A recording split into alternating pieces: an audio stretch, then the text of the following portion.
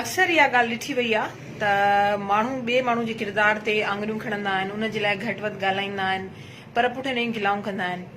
इन ॻाल्हि खे सीरियस वठण जी बिल्कुल भी ज़रूरत न आहे, छो त कंहिं ॿिए जे किरदार ते आङुरियूं खणण वारो जेको माण्हू आहे उन जो पंहिंजो ई किरदार हिते मशकूक थी वञे थो, छो त बाकिरदार माण्हू कंहिं ॿिए माण्हू जे किरदार ते न ॻाल्हाईंदा आहिनि। इहो कमज़र्फ़ माण्हुनि जो कमु आहे। ऐं इन खां अलावा हमेशह जेको आहे सो क्रिटिसिज़म कंदा ॿियनि ते, उन्हनि खे ताना ॾींदा, उन्हनि खे डिस्करेज कंदा, उन्हनि जे लाइ घटि वधि ॻाल्हाईंदा ऐं उन्हनि खे इहो चवंदा त तव्हां पंहिंजी ज़िंदगी में नाकाम आहियो, तव्हां कुझु बि न कयो आहे, तव्हां कुझु नथा करे सघो, ऐं जिथे बि वेहंदा उते तव्हांजे लाइ ॻाल्हियूं कंदा, ऐं जॾहिं इहे ॻाल्हियूं तव्हां ताईं पहुचंदियूं त तव्हांखे ॾुख थींदो। पर मुंहिंजो चवणु इहो आहे त अहिड़ियुनि ॻाल्हियुनि ते ॾुख करण जी ज़रूरत न आहे। इन जेको सिचुएशन खे ईअं हैंडल कबो आहे त उहे माण्हू पर्सनली पंहिंजी ज़िंदगी में जेको आहे न नाकाम हूंदा आहिनि।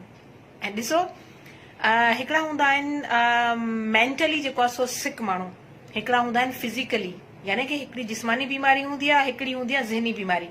हाणे इहे माण्हू जेके ॿियनि माण्हुनि जे लाइ अचार पचार कनि था, उन्हनि जूं गिलाऊं कनि था, उन्हनि खे ताना ॾियनि था, उन्हनि खे घटि वधि ॻाल्हाइनि था, इहे माण्हू ज़हनी तौर ते बीमार आहिनि।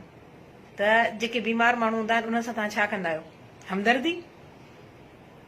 जीअं असां जिस्मानी बीमार माण्हू सां हमदर्दी कंदा आहियूं, ईअं इहे माण्हू जेके आहिनि न, इहे ज़हनी तौर ते बीमार आहिनि।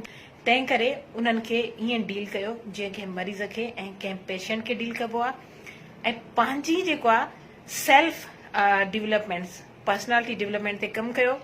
माण्हू तव्हांखे ताना बि हणंदा, माण्हू तव्हांखे हर्ट बि कंदा, तव्हांजो कॉन्फिडेंस लेवल घटि कंदा, पर तव्हांखे उन्हनि ॻाल्हियुनि खे बिल्कुल बि न आहे ॿुधणो। तव्हांखे उहा ॻाल्हि ॿुधणी आहे जेका तव्हांजे लाइ कमु अची हुजे।